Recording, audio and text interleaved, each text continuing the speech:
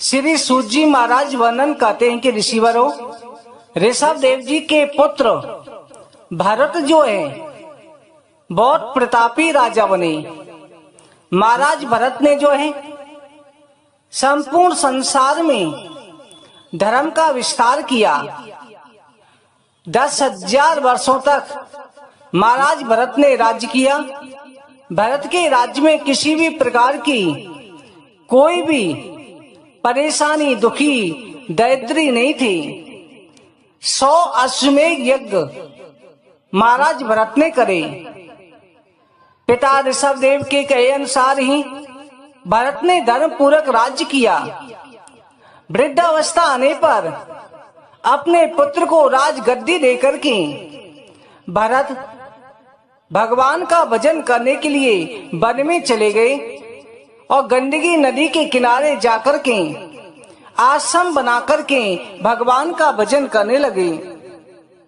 क्योंकि स्वयं भगवान के अंश थे, ऋषभ देव भगवान के पुत्र होकर के भरत ने भगवान को प्राप्त करने के लिए दिन और रात भगवान का ध्यान रखना शुरू कर दिया। हर समय भगवान के चरणों में मन को लगाए रखते थे। भरत जी हमेशा ओम नमो भगवते वासुदेवाय मंत्र का जाप करते। चतुर्भुज रूपी भगवान श्री हरि की मूर्ति हमेशा उनके हृदय में बनी रहती थी। भगवान से उनका अनन्य लगाव था। भरत का स्वयं देवराज इंद्र भी सम्मान करते थे। इधर जो है प्रारब्ध के अनुसार एक दिन भरत जो है नदी में स्नान करके सूर्य भगवान को अर्घ्य दे रहे थे। उसी समय एक हिरनी जल पीने के लिए नदी के किनारे आई और नदी किनारे आकर के जैसे जल पीने लगी, हिरनी उस समय गर्भवती थी। उसी समय पीछे से शेर आ गया और सिंह ने हिरनी का शिकार करने के लिए जैसे झपट्टा मारा। अपनी जान बचाने के लिए हिरनी ने जल के अंदर छलांग लगा दी, जिससे जो है हिरनी गर्भवती थी, हिरनी का गर्भ गिर गया। और जैसे वो गर्भ गिरा, हिरनी भरत की तरफ देख रही है। भरत जी को न्याते न्याते मानो ये कह रही हो कि मैं अपनी संतान आपको सौंप के जा रही हूँ। हिरनी ने प्राण त्याग दिए। जब भरत जी ने हिरण के बच्चे को बहते हुए देखा, उसके प्राण बचाने के लिए उसे निकाला और आश्रम में लेकर के आ गए। क्योंकि उन्होंने सोचा यही छोड़ता हूँ तो ये बच्चा प्राण त्याग देगा, कोई जीव ये सिंह इसकी शिकार कर लेगा। अपने आश्रम में लेकर के आए और भजन के साथ साथ समय निकाल के उसकी देख रेख करने लगे। हर समय पर उसका ख्याल रखते, बच्चे की तरह ख्याल रखते कि कहीं कोई जानवर ना आ जाए, कोई हिंसक जीव आके इसका शिकार ना कर ले। भरत जी के आश्रम में वो हिरण का बच्चा खेलता रहता, वहीं पर हरी हरी घास खाता। जब भरत जी भजन करने लगे रहते, भगवान का ध्यान करते, तो हिरण का बच्चा आकर के अपने सींगों से उनकी पीठ खुजलाने लग जाता।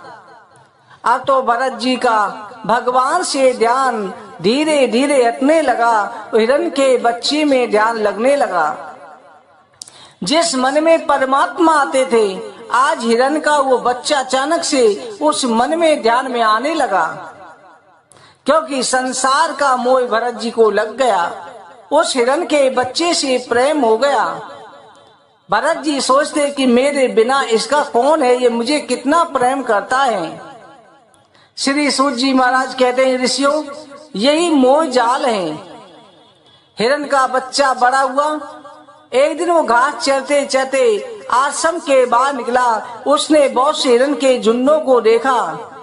उन्हें देख कर के सोचा, उन हिरण के झुंडों ने कहा कि तू कहाँ रह रहा है, तू तो हमारे जैसा है। उन्हीं हिरण के झुंडों में शामिल होकर के आश्रम छोड़ के चला गया। भरत जी ने सायंकाल तक, रात तक जब हिरण के बच्चे को नहीं पाया, मन में सोचने लगे कि मेरे बिना वो कैसे जिएगा, कहीं कोई हिंसक जीव उसका शिकार ना कर ले। इस तरह से हिरण के बच्चे के मोह में भरत जी जो है दिन रात चिंतित रहने लगे। आखिर में उनके एक दिन चिंता में ग्रसित होकर के प्राण निकल गए। भगवान के पुत्र होते हुए भी भरत जी केवल कर्मों के कारण, भक्तों सभी जितने भी जीवात्मा हैं सभी ईश्वर के अंश हैं। ईश्वर अंश जीव अविनाशी, परंतु कर्मों का प्रभाव सबको भोगना पड़ता है। भरत जी को हिरण के बच्चे में मोह हुआ, इसलिए उनका दूसरा जन्म हिरण का हुआ। परंतु पिछले जन्म की पूजा पाठ के प्रभाव से हिरण के बच्चे के रूप में उनको पिछला जन्म याद रहा। उस जन्म में उन्होंने हिरणों से प्रेम नहीं किया। भगवान का ध्यान करते हुए भूखे प्यासे रह करके उन्होंने कालिंगिरी पर्वत पर ही अपने प्राणों को त्याग दिया। उसके बाद तीसरा जन्म उनका एक ब्राह्मण परिवार में हुआ। जहाँ वो 4 भाई थे, सबसे छोटे भाई भरत जी बने। वहां पर उनका नाम भरत रखा गया। पहले भी भरत था, अब भी भरत रखा गया। उनके भाई जो है बड़े वेद पाठी ब्राह्मण थे, पूजा पाठ कराते और भरत से भी कहते। उनके पिता ने कोशिश करी कि भरत पड़ जाए, परंतु भरत को अपने 3 जन्म याद थे। भरत ने सोच लिया कि अभी भी मैं संसार के मोह में पड़ गया तो मैं संसार में भटकता रहूंगा। अब तो भरत जो है हर समय पर भगवान का ध्यान करते रहते। माता पिता गायत्री मंत्र सिखाते, कुछ भी उन्हें याद नहीं रहता। जैसा कहते वो बोल देते, उसके बाद उसे वही के वही छोड़ देते। अब लोग जो है उन्हें मूर्ख कहने लगे। अरे ये तो मूर्ख है, उनका नाम जड़ भरत पड़ गया। अब जड़ भरत जी जो है हर समय पर उन्हें ना वस्त्रों का ध्यान रहता, ना खाने पीने का रहता। कोई किस काम के लिए कहता उसी काम को कर देते। उनका देवाभिमान खत्म हो चुका था। भरत जी को एक दिन उनके भाइयों ने खेत की रखवाली के लिए रख दिया। इधर एक चोरों के सरदार ने माता काली को, भद्रकाली को नर बलि की देने की प्रतिज्ञा करी थी। वो कार्य सिद्ध हो गया था। जिस व्यक्ति को बलि के लिए लाए थे वो भाग गया था। तो चोरों ने आकर के जड़ भरत को जो है भरत जी को पकड़ लिया और ले जाकर के उनको अच्छी तरह से स्नान कराया, भोजन कराया। उसके बाद माता भद्रकाली के सामने बलि देने के लिए बैठा दिया। भगवान का पुत्र था, संसार में भटक रहा था, परंतु इस जन्म में परम प्रिय भगवान का भक्त बन गया था। उसकी जब बलि देने लगे, माता भद्रकाली से रहा नहीं गया, क्योंकि अपने भक्तों की बलि परमात्मा कैसे सह सकते हैं। उसी समय भद्रकाली उत्पन्न हुई और उसी खड़ग से सभी डाकुओं का संहार कर दिया। भरत जी वहां से चल के आगे गए। इधर राजा रघुगण कपिल मुनि के आश्रम में ब्रह्म ज्ञान प्राप्त करने जा रहा था। उसी समय एक कार बीमार पड़ गया। राजा के सिपाहियों ने आकर के भरत को लेकर के उस कार पालकी में लगा दिया। अब भरत जी पालकी लेकर के चल दिए। भरत जी ने सोचा किस राजा ने मुझे पालकी में लगाया है, इसका कल्याण अवश्य करूंगा, क्योंकि साधु संत किसी का बोझा उठाते नहीं हैं। उठाते हैं तो उसे भवसागर से पार कर देते हैं। अब भरत जी चलते जैसे बीच में कोई कीड़ा चींटी सबे देख के चल रहे थे, जैसे पैर के नीचे ना जाए एकदम उछल जाते थे, जिससे पालकी का जो डंडा है राजा रघुगण के मस्तक पर लगता। उन्होंने कहा, कारो तुम होश से क्यों नहीं चलते? कारों ने कहा, महाराज ये नया कार है, यही बार बार उछलता है। राजा रघुगण ने कहा, अरे भाई तुम बहुत दुबले पतले लगते हो, लगता है तुमने कुछ खाया पिया भी नहीं है। तुम्हें इतना भी डर नहीं कि मैं तुम्हें सजा दूंगा। मैं राजा रघुगण हूं। जब बार बार कहा, भरत जी आखिर में एकदम कहने लगे, राजन तुमने वास्तव में सच कहा कि मैं बहुत दुबला पतला हूं। राजन मैं ना दुबला हूं, ना पतला हूं, ना मोटा हूं, मैं तो आत्मा हूं। जैसे ही रघुगण ने वचन सुने उसी समय पालकी से नीचे उतर के आया कि आप इतना गूढ़ रहस्य बताने वाले हैं कौन। राजन इस संसार में परमात्मा ही सत्य हैं।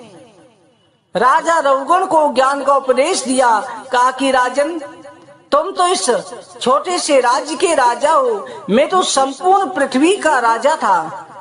राजन तुमने राजा भरत का नाम सुना होगा, जो ऋषभ देव के पुत्र थे, जिनके नाम पर इस पृथ्वी के खंड का नाम भारतवर्ष पड़ा। राजा रघुगण ने कहा कि भगवान मैंने तो नाम सुना है, उनको तो कई हजार वर्ष बीत चुके हैं। राजन मैं वही भरत हूँ, मैं एक मृग के मोह के कारण मृग योनि में गया, अब वहां से मैं एक ब्राह्मण के घर में जन्म लिया है। जैसे ही वचन सुने उसी समय राजा चरणों में गिर पड़ा कि भगवान मुझे क्षमा कर दो, मुझे आपके दर्शन हो गए, बड़ा भाग्य है, पर मुझ पापी को आप जो भी दंड देंगे स्वीकार है। भरत जी ने कहा, राजन तुम जो अपने आप को पहचानो, तुम जीव होकर के दूसरे जीवों पर अत्याचार करते हो, परमात्मा को प्राप्त करना चाहते हो। राजा रघुगण को जो उपदेश दिया, उपदेश पा करके राजा रघुगण भी उसी समय भगवान का भजन करने चला गया। भरत जी जो है भगवान का ध्यान करते हुए, विचरण करते हुए एक दिन समाधि में लीन होकर के परमात्मा को प्राप्त हुए।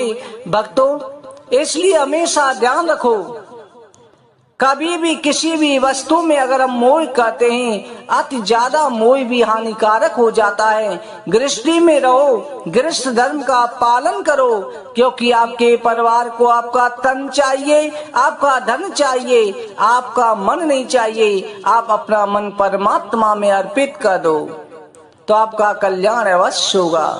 भक्तों आज की कथा के पर विश्राम करते हैं। बोलो विष्णु भगवान की।